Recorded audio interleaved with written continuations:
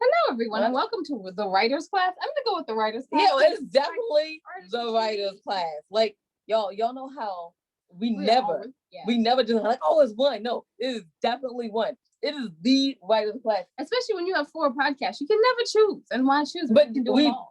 But today we are choosing. We chose today. We're putting our foot down or my finger down.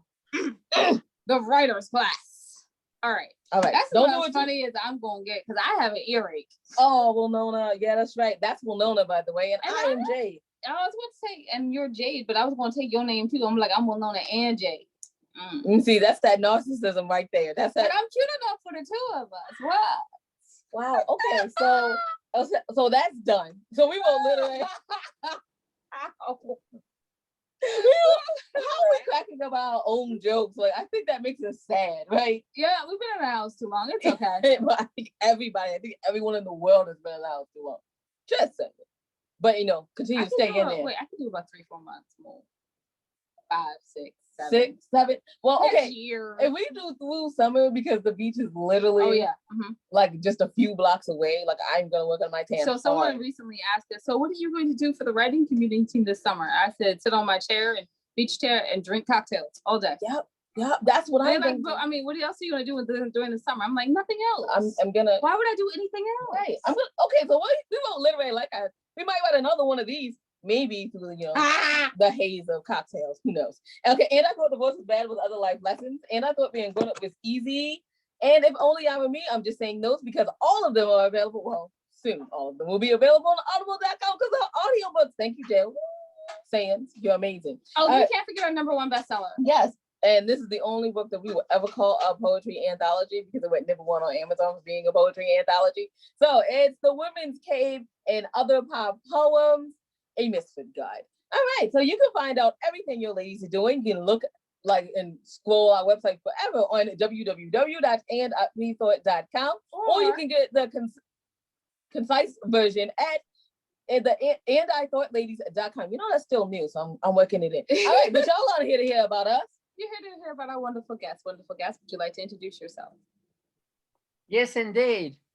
Welcome to the northwest coast of Ireland, a place very remote called the Forgotten Land, where you can get the best illegal poaching, called in America moonshine, where we have islands, mountains, and gorgeous scenery on the famous Wild Atlantic Way. Come over, have a look. It's beautiful. I have to because obviously there's going to be whiskey involved, and so I'm there for it. I'm there for that. I'm there for it. We have to be there for that. I'm definitely there for that, and I think there will be some bread. So bread and whiskey, life is good, right? Oh, I was about to. Okay, so I mean, we saw you had 2 books there that you were holding up. So what are the names of those books? Well, this one is actually a book in a coffin. Oh. And it's called Digging for Dracula. And I wrote it while I was a foreign correspondent for the Times newspaper of London. And I was living in Eastern Europe, and I was in Romania, and I went to Transylvania because there was what was called the first ever World Congress of Dracula. And I was attended by maybe 500 people, dentists, doctors, teachers, nurses, writers. Some slept in coffins, some shaved their teeth. Someone offered $10,000 in gold for anyone who could bring them a vampire, and they had lined up doctors in California to verify the find. So it was a fascinating Congress, which lasted a week. And I think I wrote more stories in 1 week for the Times of London on vampires than I wrote in all the wars that I covered from Iraq to Yugoslavia. And I thought to myself, that seems like an interesting subject, fascinating so many people. So this was the result, Digging for Dracula, limited edition, published exactly 100 years after the first ever publication of Dracula. And it brings the reader from Transylvania to Dublin, where Bram Stoker, the author of Dracula, lived, to Hollywood to interview some actors and actresses who acted in the most famous vampire movies. So that was this book. It's kind of a travel themed, light-hearted book, but brings people on the trail of the long-toothed one. Wow. And the other one is about? Completely different. I emigrated from Ireland to the United States. I worked at the United Nations in New York. It was a rather boring job, even though it sounds impressive, shuffling papers. And then I moved into television and newspapers, and I became a medical and science writer. And one of the stories that I wrote was about the cosmetics industry and the cancer-causing elements in everyday cosmetics that most people don't know about until it's too late. But the cosmetic industry in the United States particularly is immensely rich, immensely powerful, more than $1 billion in profits worldwide. And so they can really prevent any senator or any congressperson from passing a bill that makes it easier to find out what is in the cosmetics we put on our faces. So, as a result of that, Pretty Ugly is a novel featuring a beautiful model, an investigative journalist, and a consumer-oriented doctor who battle against the immensely powerful cosmetics company to reveal to the world just what is going on. And it links Ireland with United States. Washington. See a theme here. Yes. There's a lot of Ireland. You bring it back home. So well, you know what they say, if you're going to write a novel, try to write it about some place or places you're familiar with. It's easier. And in fact, one of the characters in Pretty Ugly is a fellow called the Insect Man. And I actually interviewed him in Bucharest, Romania, because he was a well-qualified scientist who had a massive collection of insects in his laboratory. And there is a particular substance from most insects which can be used to keep our skin clear and wrinkle-free. And he used to inject himself with this and see how it worked on his own skin. And so I, in this novel, put him on an island here in Ireland, conducting his tests on skin. Yeah. Is he selling that? Because I mean, you know the saying, black don't crack. But no, just in case it does. I don't think you need it just yet. No, not just for yet. Another 40, 50 years. Another 40 you are so kind. Thank you so much for that. But as we were talking about Ireland, right? So you grew up in Belfast, doing the Northern Ireland War. So first of all, what was that war? And how did you got arrested in it? What happened? Yes, the so-called war, a civil war in effect in Northern Ireland, began in 1969 and went through right into the 80s. Thousands of people killed, even more injured. And now we have peace. And I grew up in West Belfast, which at the time experienced a lot of bombings, a lot of shootings. And one evening as a young university student, I came home and in the middle of the night was arrested by the British Army for the shooting dead of a British soldier by a sniper at the end of my street. But I was 30, 40 miles away at the time. But one of the problems was only my sister knew that I was up there staying with her. So they were going to bring me to an interrogation center. Luckily, someone, a photographer, helped me out because he saw me across the street 30 miles away, and I remembered him at the very last minute before I was being taken to the interrogation center. So I was very, very fortunate. Wow, But many young people like me experienced similar difficulties back in Belfast during what was called the Troubles. Wow. Yeah, I think that's a very British name for something like that. The Troubles. What happened? We had the Troubles. Where we would be like, it was a full-on war. It was horrible. Can you believe it? It was horrible. It was awful. There was everything. And they'll be like, we had the Troubles. The Troubles. And just in a silent, in a nice way, just the Troubles. You're like, wow. it's why we Irish call terrible stormy weather, we call it soft weather. Wow. So you okay. Yeah, I'm not coming so to now this and I'm glad he told this me. place now is cold, rainy, in the middle of nowhere, and it has horrible weather.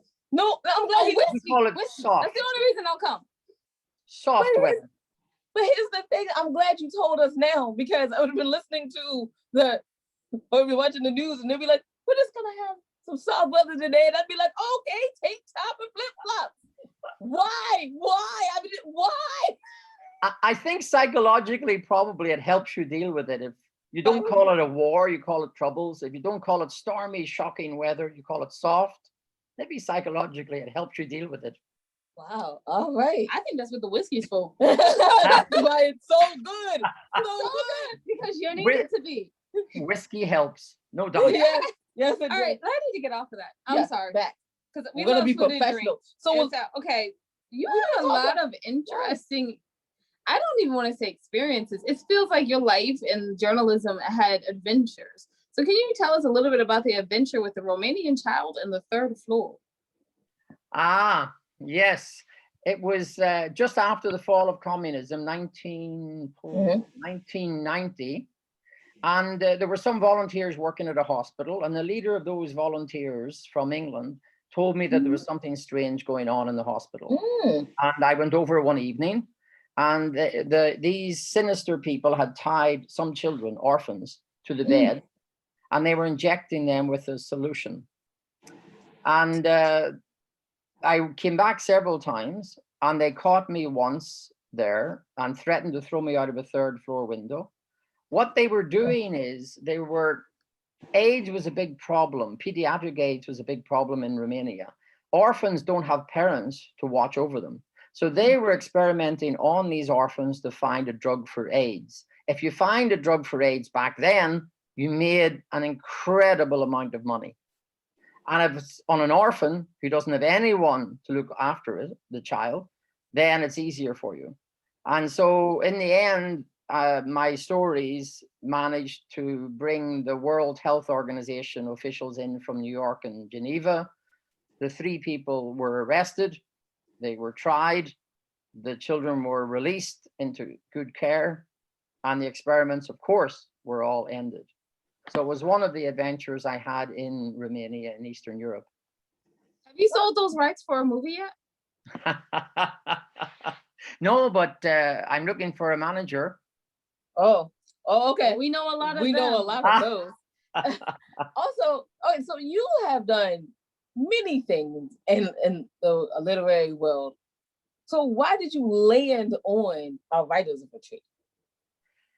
First of all, I've been very lucky. I honestly think that if I fell from a mountain, I'd land on my feet. It's not anything to do with intelligence. I don't think it's nothing to do with. I just consider myself very lucky. And so when I returned to Ireland, to this beautiful area of Ireland, Donegal, in the northwest coast, I thought, being interested in writing, it would be a perfect place for artists of all kinds, because it is beautiful landscape. It's very inspiring. And so 6-7 years ago, I started what's called the Ireland Writing Retreat.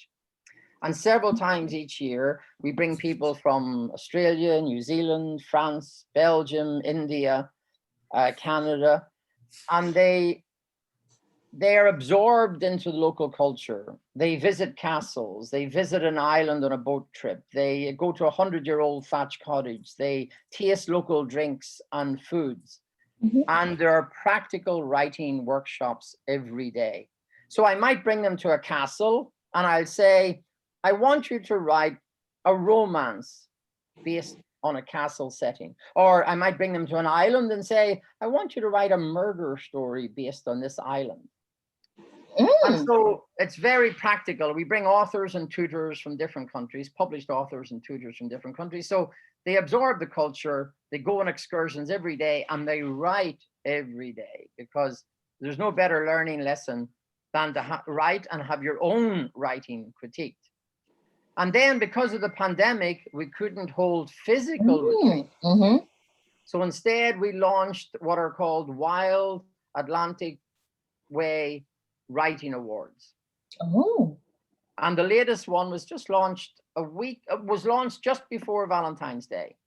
500 words on the theme of love, but it could be the love of a person, love of a place, love of a pet.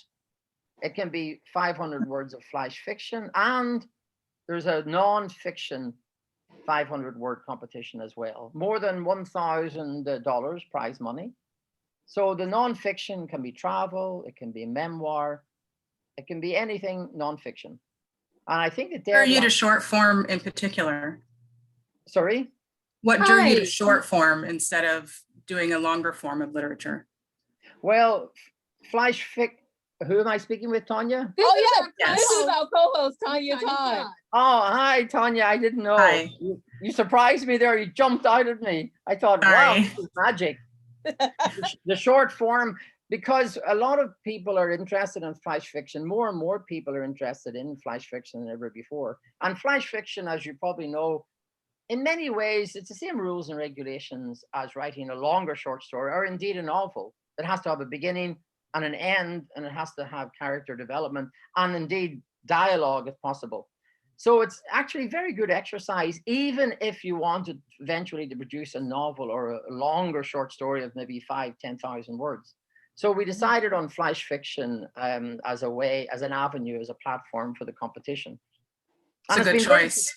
Yeah, and it's been very successful. I have to admit that some years ago, I wouldn't have been familiar with flash fiction, to be quite honest. It's only in the last 2 or 3 years I've become more and more familiar with it. But we've had people enter the competition from, and remember, we're a small remote place on the western coast of Ireland, but we've had over 400 people for each of the 3 competitions, from India, France, all Western nations, Romania, Bulgaria. I mean, it's been very uplifting. Of course, I think the pandemic has helped, where people are stuck at home a lot. Mm-hmm. And so it's a good opportunity to let your creative juices flow and write.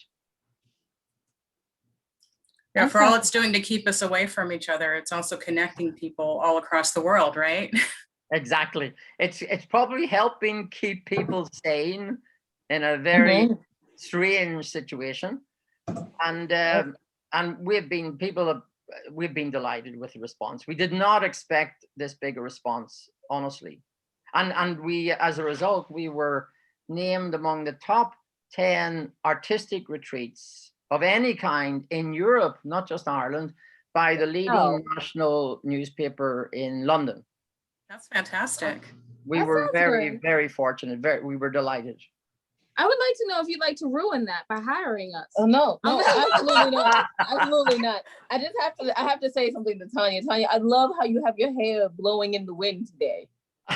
I must have a window open. No, I have the fan going because it's warm. It's warm here already. Blowing. It's just softly blowing in the wind. Did you just say it's warm? Can you, Sean, can you please tell us what the weather is like where you live right now? Well, we rarely get snow. And we get a lot of rain because, as I said, Ireland is green. Today it was very windy, but it was spring-like. I have 3 dogs, 2 collie dogs, 2 sheep dogs. So they have to have several walks a day. So I was walking down by the coastline along the beaches. It was very, very windy, but still dry and sunny. And as I say, I would say it was about 8 to 9 degrees centigrade today. Tanya, what's the weather like where you're from? All right, well, it is, chillier than we normally have it, but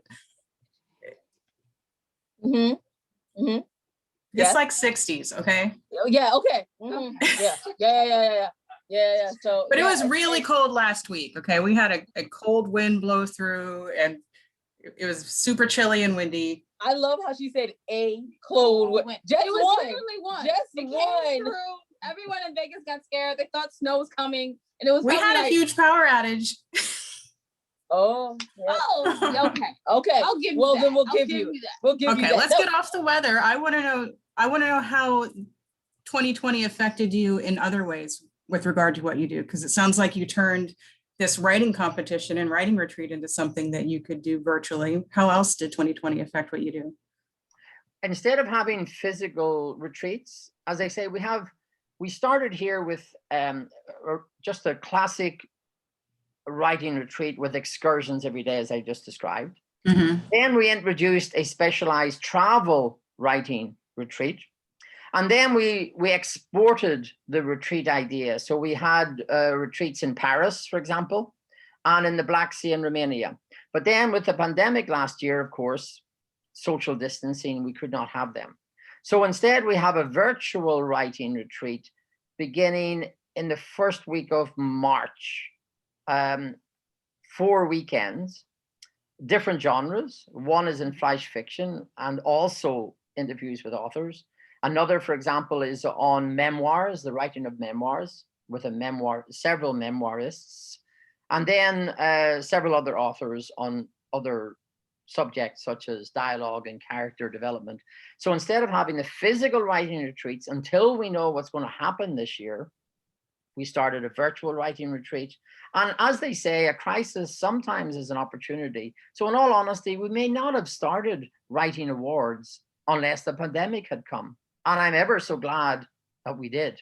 So it was a situation where a crisis became an opportunity for us. So you mentioned Romania, and I have to ask, what went into the creation of Digging for Dracula, and how do I get my hands on a copy? I think probably on Amazon, or send me an email. As I mentioned earlier, it was this event. It was the days before emails. So I received the fax in my flat in Bucharest from the Times of London. A fax? What's that? Just a fax, ma'am. Oh, you mean you received the fax or a fax? FAX or FAX? FAX. Not used Wow. anymore, that word. It's gone with the dinosaurs. I have one though. I do have a fax machine. I do have one. Really? But it's like, I have to say what Chipotle say, like 1985 called and they want their fax machine back. Like Chipotle says that. It's so fun. It's a good time. So it indicates that I was born in 1837. But as a vampire, I keep coming back. Yeah, well, you're younger than I am. I don't think so. I don't think so. I turned earlier, but I've been here longer. I see. Mm-hmm. So I received this fax from the Times of London, World Congress of Dracula. And I thought it was a joke. I really did, because we cover, as a foreign correspondent, you cover planes falling from the sky, assassinations of prime ministers and presidents, and wars. Pretty much that's what you cover. But World Congress of Dracula, I thought it was a joke, a black humor joke from a foreign desk, but it wasn't, as I described earlier. And I was just amazed that the editors of the Times of London wanted a story every day because they said readers loved the subject. And I thought, this is crazy, vampires? And this was before many of the television shows about vampires, and indeed before many of the films about vampires. So that led me to the idea of writing a book. I was in Transylvania. I'd been there many times. I'm from Ireland, but I'd never read Dracula before that, even though it was written by Dublin author Bram Stoker. So it brought me from Transylvania up to a mysterious island, then to the ruined castle Vlad the Impaler that some say was the model for Dracula, and then to London, where Bram Stoker lived. He managed a theatre in London and wrote as a hobby. And then to Dublin, to a crypt under the ground where Bram Stoker used to go to get inspiration for his horror stories. And then to Hollywood to interview some of the actors and actresses who played major roles in different films. So it was kind of a travel-themed vampire journey, lighthearted, sometimes crazy situations, like in New Orleans, in a strange magic place that I happened to enter into. So there were some, sometimes they say fact can be stranger than fiction, and certainly those types of adventures happened along the way. No. So, how did you get yourself to be able to write both ways? Because you normally write about assassinations and wars. This is heavy duty writing, and you do it in a short form. It's hardcore writing, and then you wrote about vampires, but apparently you did it well because everyone loved reading it. They wanted it every day. But how did you switch your mind around to go like hardcore to let's keep this light? Well, there's a course that I teach called IQ for creative writers. And the IQ is not intelligent quotient. The IQ actually means I question. And if you think about it, the same simple rule, I question, applies to journalism as it applies to writing a novel. In other words, in journalism, you have to question people to get your quotes, to get your facts, and to write your story. And you have to draw in the reader by having your opening paragraph a tantalizing one. Otherwise, they're not going to read your story. And in reading short stories or novels, you have to do the same thing. So you should be questioning yourself all the time when you write a short story or write a novel. Why is my character from Ireland? Why is my character a man as opposed to a woman? Why is my character a vet and not a doctor in a hospital? You have to ask yourself these type of questions throughout the story and get your own answers back as to why you're choosing a setting, a place, a genre. So I think journalism and creative writing have a lot in common, even though the first is dealing with facts, of course, and the second is dealing with non-facts. But there's a lot of links between journalism and creative writing. I think that's the beauty of creative nonfiction. Yes, it is. It's just being able to ask those same questions you get for a novel and answer them within the facts that you have. Tanya, did you have one last question? Well, I don't know if you covered it already because I had trouble getting in, but I did see on Instagram a very interesting photo of a naked man who appears to be thinking. So I'm curious if you guys already discussed tomorrow is Saturday. No, we did not. What is your involvement with that, Sean? A naked man thinking. Tomorrow is Saturday? Yeah.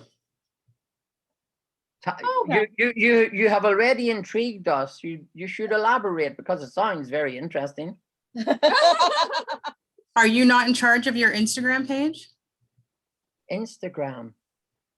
I don't even know. I don't think I have an Instagram page. Oh, someone has one in your name then. Interesting, Tanya. There is a fellow who has the same name as myself who lives in Ireland, and he's an artist, meaning a painter, I think. Yeah, I thought both were you. No, I don't think I've ever posed naked as a thinker. No, it's not a picture of you. That would make an interesting turn of the interview. That would be. Yeah. I mean, I've gone to nudist beaches, but I don't think I've ever posed as a thinker because I really don't consider myself a thinker.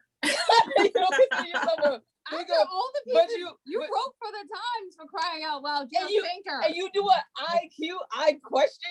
If you are questioning yourself that much, you must think. Maybe it's just you thinking, you know. Maybe it is, but that is funny. But you grabbed us there with that intro. Yeah, I was definitely like, I didn't see this, but well, I guess we'll all have to look into what that is. That one's not you. Let me ask you about your time at the Human Rights League. I want to know, what were the challenges of establishing the first post-communism journalism school in Romania?